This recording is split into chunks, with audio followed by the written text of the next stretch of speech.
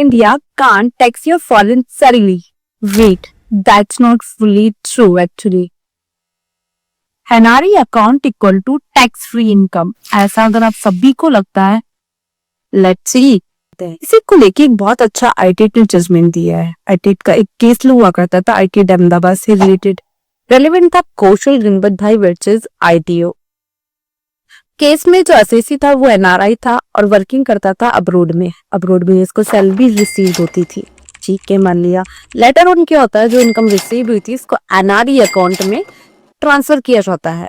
तो AO का मानना था, उन्होंने सेक्शन 5(2)(a) के अंदर में इसको टैक्सेबल बताया, लेकिन यहाँ इशू क्या आ गया, जो भी इनकम NRE अकाउंट में आती है इक्वल टू उसे टैक्सेबल इन इंडिया माना जाए।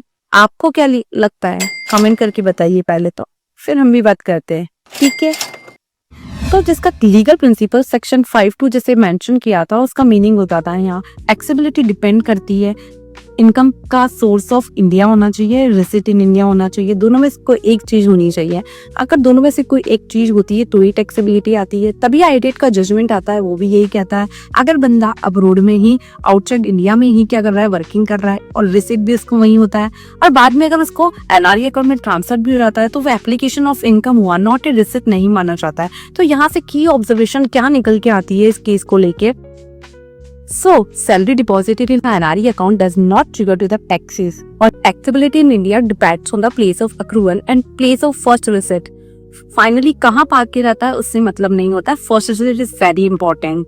So last पे यही कहूंगी, India does not actually tax your foreign salary, लेकिन उसके लिए आपको सभी कंडीशन को फुलफिल करना पड़ेगा। सबसे इम्पोर्टेंटली अगर एक भी कंडीशन मिस होती है तो टैक्स अप्लाई हो जाएगा, तो आगे इस बात का ध्यान रखें। और सबसे इम्पोर्टेंटली आप कमेंट करके बताइए कभी आपने ऐसा कुछ फेस किया है या कर रहे हैं, ऐसा कोई भी कमेंट कीजिए नेक्स्ट वीडियो के लिए, ताकि हम देखे आए और आपकी उस इम्पोर्टेंट प्रॉब्लम को सॉल्व कर सके। लाइक शेयर सब्सक्राइब जरूर कीजिएगा फॉर द नेक्स्ट वीडियो के लिए इम्पोर्टेंट बात। Thank you.